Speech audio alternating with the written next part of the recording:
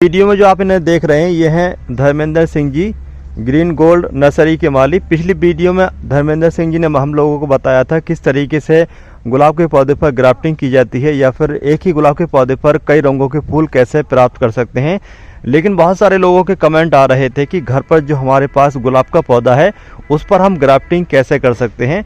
तो आज की इस वीडियो में धर्मेंद्र सिंह जी आपको बताएंगे कि घर पर जो आपका गुलाब का एक कलर का फूल वाला पौधा है उस पर अलग अलग कलर के फूल वाले पौधों की ग्राफ्टिंग कैसे कर सकते हैं। आज की इस वीडियो में आपको बिल्कुल आसान तरीका बताने जा रहे हैं ग्राफ्टिंग का गुलाब के पौधे पर।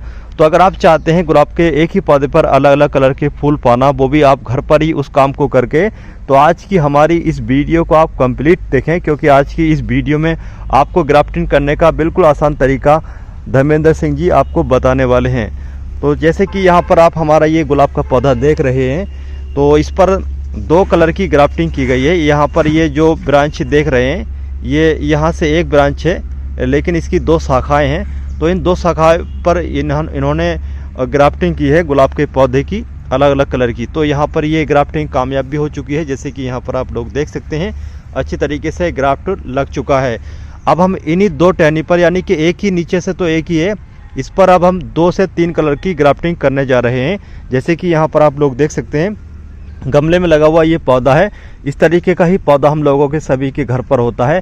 तो इस पर ग्राफ्टिंग चलिए करते हैं। लेकिन इससे पहले मैं आपको बताना चाहता हूँ ग्राफ्टिंग करने का जो सही समय होता है वो अक्टूबर से लेकर के लास्ट फरवरी तक का होता है। इस दौरान आप गुलाब के पौधे पर कभी भी ग्राफ्टिंग कर सकते हैं। इसके अलावा दिसंबर और जनवरी का जो महीना होता है ये महीना तो बहुत ही अच्छा होता है ग्राफ्टिंग करने का। लेकिन जो गर्मी का मौसम होता है या फिर बरसात का मौसम होता है वो ग्राफ्टिंग का मौसम सही नहीं होता है, उस मौसम में ग्राफ्टिंग नहीं करना चाहिए। तो चलिए अब हम आपको दिखाते हैं धर्मेंद्र सिंह जी कैसे ग्राफ्टिंग करते हैं। मेरे हाथ में जैसे कि यहाँ पर आप लोग देख सकते हैं 4 से 5 कलर की टहनियाँ हैं अलग अलग फूलों की, और इन्हीं फूलों के अलग अलग कलर की टहनियों से बड निकालने के बाद एक ही पौधे पर शिफ्ट करेंगे। यहाँ पर एक बात का और भी जानना ज़रूरी है। धर्मेंद्र सिंह जी का कहना है कि आपके पास जो भी गार्डनिंग टूल है, कटर, चाकू या फिर जिसका भी इस्तेमाल कर रहे हैं ग्राफ्टिंग करने के लिए, वो अच्छे तरीके से साफ़ होना चाहिए, क्लीन होना चाहिए। अगर आपका चाकू कटर वगैरह गंदा होगा या फिर आपने उस चाकू कटर का इस्तेमाल दूसरे पौधों में किया होगा जो कि फंगस लगा होगा या फिर बीमार पौधे होंगे, तब आपका जो ग्राफ्टिंग है वो फेल हो सकती है। इसलिए आप अपने चाकू कटर को क्लीन कर लीजिए हाइड्रोजन पेरोक्साइड से, डेटॉल से या फिर सेवलॉन से, या फिर हो सके तो उसको आप गर्म ही कर लीजिए। इससे आपके चाकू पर जो भी फंगस वगैरह के बैक्टीरिया होंगे वो ख़त्म हो जाएंगे। तो यहाँ पर कैसे इन टहनियों से बड निकालनी है सबसे पहले तो आप ये सीखिए। तो धर्मेंद्र सिंह जी को हमने एक टहनी दे रखी है रेड कलर के गुलाब की। तो यहाँ पर धर्मेंद्र सिंह जी आपको दिखाएंगे किस तरीके से ग्राफ्टिंग मतलब किस तरीके से बड निकालनी है। तो सबसे पहले यहाँ पर जो है इन्होंने पत्तियों को कट कर दिया है। भैया हमने जो है पत्तियाँ काट रखी हैं, जी सब पत्तियाँ काट दी हैं। अब जो इसके कांटे भी छुटा दिए हैं इसके फूल के ओंगर के। अब जो है हम इस तरीके से देखो जो बडिंग उतारेंगे, ये बडिंग उतारने जा रहे हैं। मैं आपको दिखा दूं बडिंग कहाँ होती है। जैसे कि यहाँ पर आप ये पत्ती देख रहे हैं, पत्ती के नीचे से जड़ के एरिया से इस तरीके से बडिंग होती है।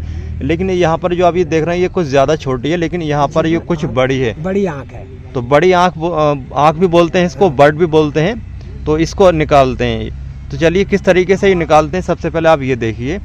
तो इस तरीके से इन्होंने स्किन को कुछ ज़्यादा छीलने के बाद धीरे धीरे इसको इस तरीके से, जैसे कि आप लोग देख सकते हैं, उतार लिया है। अब मेरे हाथ में दो ये बड।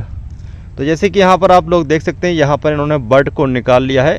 लेकिन यहाँ पर जो बड निकाली है इसको आपको अभी शिफ्ट नहीं करना है, अभी इसमें थोड़ा कमी और रह गई है। वो कमी ये है, जैसे कि यहाँ पर आप लोग ये देख रहे हैं सफ़ेद भाग जो है, तो सफ़ेद भाग आपको नहीं रखना है। अगर आप इस बड के साथ ये सफ़ेद भाग जो जुड़ा हुआ है इसको रखेंगे तब आपकी जो ग्राफ्टिंग है वो फेल हो सकती है। इसलिए सफ़ेद भाग को भी आपको निकालना होगा। किस तरीके से निकालते हैं देखिए। तो जैसे कि यहाँ पर आप लोग देख सकते हैं इन्होंने इस तरीके से इसको बहुत ही आसानी से जो सफ़ेद भाग है उसको निकाल दिया है। अब सिर्फ बड ही बाकी बची है। और यहाँ पर ये जो इधर का हिस्सा है जो ग्रीन कलर का आपको दिख रहा है, यानी कि बड वाले पीछे का जो हिस्सा दिख रहा है, इस पर आपको हाथ टच नहीं करना है। अगर आप इसको हाथ टच कर देंगे तो अब ये आपकी जो बड है वो ख़राब हो सकती है। तो अब चलिए इसको हम शिफ्ट कर लेते हैं इसी पे या फिर इस पर। सबसे पहले हम यहाँ पर आपको दिखाएंगे धर्मेंद्र सिंह जी इसको छील के, और छीलने के बाद इसको शिफ्ट कर देंगे। चलिए देखते हैं किस तरीके से ये जो इस जंगली गुलाब के पौधे की टहनी है किस तरीके से इसको छीलते हैं। तो जैसे कि यहाँ पर आप लोग देख सकते हैं, थोड़ा ये इसको इस तरीके से दबा रहे हैं, जैसे कि यहाँ पर आप लोग देख सकते हैं इस तरीके से इन्होंने दबा करके, और यहाँ पर एक चीरा जो है वो लगा दिया है। मैं आपको दिखा दूँ इस तरीके से। तो इन्होंने यहाँ पर जो है ये चीरा लगाने के बाद इसकी जो स्किन है वो उतार ली है। जैसे कि यहाँ पर आप लोग देख सकते हैं इन्होंने इस तरीके से स्किन को हटा दिया है एक साइड की। अब दूसरी साइड की भी स्किन को हटाएंगे। इस तरीके से स्किन दोनों साइड में की हटाने के बाद इस पर जो बड है उसको शिफ्ट कर देंगे, उसको चिपका देंगे। या हमने देखो जो चीरा लगा दिया है इसके अंदर, और ये खाल जो है हमने इसकी सब छुटा दी है। देखो जो अब जो इसकी हड्डी रह गई है खाली, इस हड्डियों में चाकू नहीं लगना चाहिए। अच्छा, ये हड्डी जो है खराब नहीं होनी चाहिए, डैमेज नहीं होनी चाहिए। अब यहाँ पर ये हमने ये उतारी।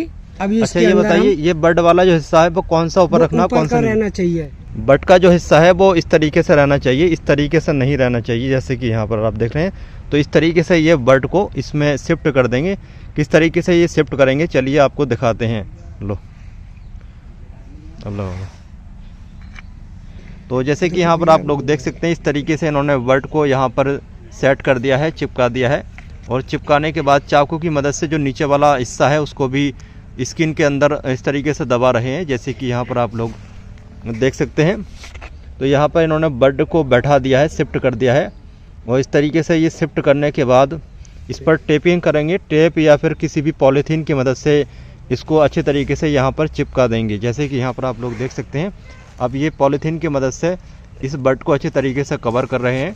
पॉलीथीन इतनी ढकनी है जो कि आपकी जो बड है वो न ढकने पाए, बल्कि नीचे वाला हिस्सा और ऊपर वाला हिस्सा अच्छे तरीके से कवर होना चाहिए। जैसे कि यहाँ पर आप लोग देख सकते हैं इस तरीके से नीचे से इन्होंने कवर कर दिया है पॉलीथीन से। इस तरीके से ये ऊपर से भी पॉलीथीन से इसको कवर कर रहे हैं, और कवर करने के बाद इस तरीके से गांठ को लगा रहे हैं। मेरे हिसाब से अगर आप घर पर ग्राफ्टिंग करने जा रहे हैं बड की, तो आप पॉलीथीन का इस्तेमाल ना करें, बल्कि ग्राफ्टिंग टेप का इस्तेमाल करें। ग्राफ्टिंग टेप के इस्तेमाल करने से जो ये कवर करते हैं बड को, वो अच्छी तरीके से कवर हो जाती है। चलिए अब हम दूसरे कलर के टहनी से दूसरी बड को निकाल करके यहाँ पर शिफ्ट कर लेते हैं। इस तरीके से हमारे एक ही गुलाब के पौधे पर 4 तरह की बड ग्राफ्टिंग हो जाएगी। भैया अभी तो हमने ये दूसरी कलर की टहनी ली है।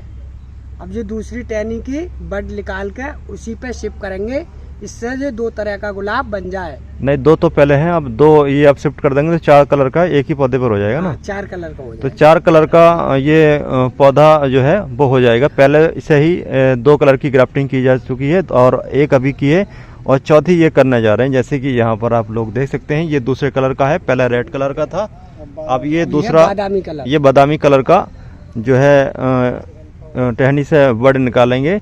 अब चलिए हम आपको फिर से दिखाते हैं किस तरीके से बड को निकालना है। बड को निकालना बहुत ही ज़्यादा ज़रूरी होता है कि आप किस तरीके से निकाल रहे हैं। अगर थोड़ा बहुत भी गलत तरीके से आप बड को निकालेंगे तब आपकी जो बड है ख़राब हो जाएगी, डैमेज हो जाएगी, तो आपकी जो ग्राफ्टिंग है वो कामयाब नहीं हो सकती है। तो चलिए देखते हैं किस तरीके से धर्मेंद्र सिंह जी इस टहनी से बड को निकालते हैं। भैया देखो ऐसा निकलेगी। पहले तो ये तुम्हें कांटे छुटानी है। देखो सारे, देखो ये कांटे छुटा दिए हमने। अगर अच्छा, ये अगर छुटा दिए सारे जो ऐसा करके, फिर तो सब इससे बिल्कुल साफ सफाई हो जाएगी। फिर इसके बाद में ऐसा करना है इसे। अच्छा, उल्टा रखना है, उल्टा रख करके पत्ते काट दीजिए और काट दिए, और उसके बाद करना है, फिर सीधा करना है, फिर सीधा करना है। फिर देखो इस तरीके से उतारना है। तो इस तरीके से जैसे कि यहाँ पर आप लोग देख सकते हैं इस तरीके से बड को उतार लिया है। फिर इसके बाद में से इसके अंदर जो होती है हड्डी ये निकालनी है। देखो अच्छा, ये इसको बोलते हैं जो सफेद भाग है, ये अपनी भाषा में इसको हड्डी बोल रहे हैं। तो ये हड्डी जो है जो सफेद भाग है इसको निकालना है। तो किस तरीके से निकालना है देखिए, इस तरीके से निकालना है। देखो निकल गया। इस तरीके से इन्होंने सफेद भाग जो है वो निकाल दिया है। सफा हो गया बिल्कुल। तो ये सफा हो गया है। जैसे कि नीचे वाले हिस्से में और ऊपर वाले हिस्से में या फिर पीछे वाले हिस्से में आप टच कर सकते हैं, छू सकते हैं, लेकिन जहाँ पर ये आप ग्रीन कलर का देख रहे हैं यानी कि बड वाला पीछे का हिस्सा देख रहे हैं, इसको आपको टच नहीं करना है। तो चलिए अब इसको भी शिफ्ट कर लेते हैं। किस तरीके से ये शिफ्ट करेंगे आप फिर से देखिए। देखो हमने इस तरीका से ये बड उतार ली। ठीक है, बड उतारने के बाद इसके बाद में हम ये से जो है अपने मुंह में दबाएंगे। देखो इस तरीके से, बस मुंह में रख लेना है, नीचे नहीं रखना। नीचे नहीं रखना ऐसे। चलिए, और फिर इसके बाद में हम जो है इसके बाद में ऐसा करके इसमें चीरा लगाएंगे। देखो ये देख रहे हो आप, चीरा ये लग गया। देखो ऐसा करके, ये ऐसा करके हमने लगा दिया। अब इसके अंदर से हम जो खाल जो उतार रहे हैं, बहुत बारीकी से इसके अंदर चक्कू नहीं जाना चाहिए। देखो बहुत हल्की हल्की आनी चाहिए।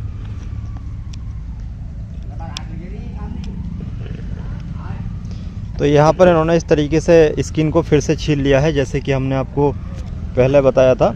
तो ये जो काम है आपको स्किन छीलने का भी बहुत ही आराम से करना है, क्योंकि हड्डी यानी कि अंदर का जो ब्रांच है, जो टाइट वाला हिस्सा होता है, हार्डवुड जो होता है, वो डैमेज नहीं होना चाहिए, ख़राब नहीं होना चाहिए। इस तरीके से इन्होंने दूसरी बट को भी यहाँ पर ये शिफ्ट कर दिया है, जैसे कि यहाँ पर आप लोग देख सकते हैं।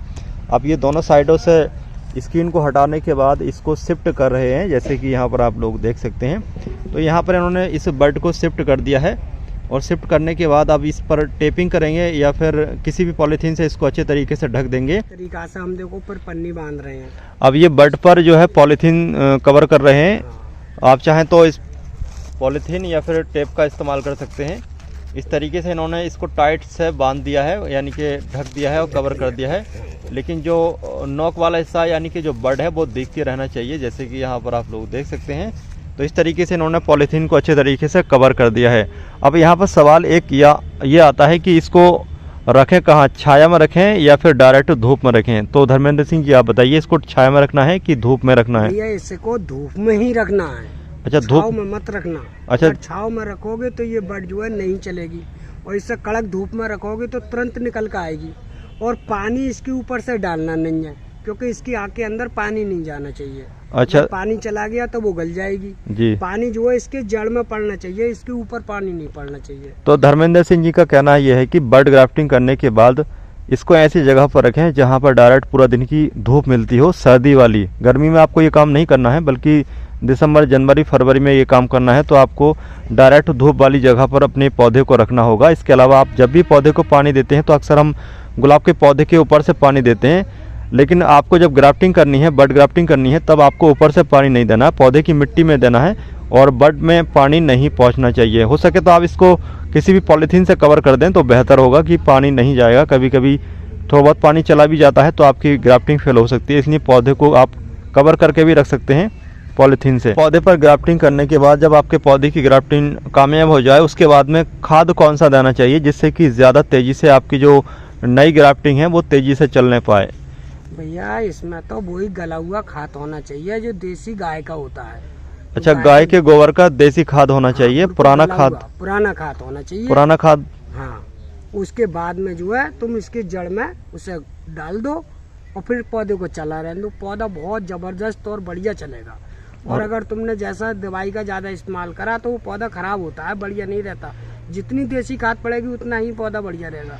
इनका कहना यह है कि केमिकल फर्टिलाइजर, डीएपी, एनपीके या फिर दूसरा कोई भी केमिकल फर्टिलाइजर आपको गुलाब के पौधे में बड ग्राफ्टिंग करने के बाद नहीं देना है। जहां तक कोशिश आपको देसी खाद का इस्तेमाल करना है, खासतौर से गोबर की सड़ी गली पुरानी खाद। तो उसके इस्तेमाल करने से आपके पौधे की ग्रोथ भी सही रहेगी और आपकी ग्राफ्टिंग भी सही तरीके से चलने पाएगी। फूल लेने के लिए हम कौन सी खाद का इस्तेमाल करें? भैया फूल लेने के लिए तो बस हड्डी की खाद काम करती है बढ़िया।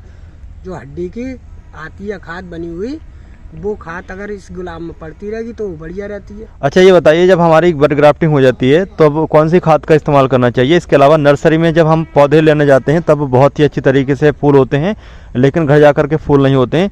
तो आप बताइए कि आप अपनी नर्सरी में गुलाब के पौधे में कौन सी खाद का इस्तेमाल करते हैं, जिससे आपकी नर्सरी वाले जो गुलाब के पौधे होते हैं उन पर बहुत ही अच्छे फूल आते हैं? देखो, हड्डी की खाद और 10-12 दाने मतलब डीएपी खाद के भी डाल देती हैं इसकी जड़ में। मतलब ज्यादा नहीं, मात्रा में कुल से 10-12 दाने और इतनी सी डीएपी की खाद, जिससे बहुत हल्का लगना चाहिए। एक पौधे में मात्र 1 चम्मच। अच्छा, इनका कहना यह है कि हम अपनी नर्सरी में जो भी गुलाब के पौधे तैयार करते हैं उनमें फूल लेने के लिए डीएपी के 10-12 दाने या फिर बॉन मील साथ में इस्तेमाल करते हैं। इससे इनके पौधे पर बहुत ही अच्छी तरीके से फ्लावरिंग होती है। तो मेरे हिसाब से तो आप डीएपी कम इस्तेमाल करें, क्योंकि स्टार्टिंग में क्या होता है कि डीएपी का इस्तेमाल करने के बाद में फूल नहीं आते हैं। बेहतर यह है कि बॉर्न मील का इस्तेमाल किया जाए। बॉर्न मील के इस्तेमाल करने से फूल जो है काफ़ी समय तक आते रहते हैं, लेकिन डीएपी केमिकल फर्टिलाइजर होता है, वो स्टार्टिंग में फूल ज़्यादा दे देता है, उसके बाद में फूल नहीं आते हैं। वीडियो देखने के लिए चैनल को सब्सक्राइब कीजिए।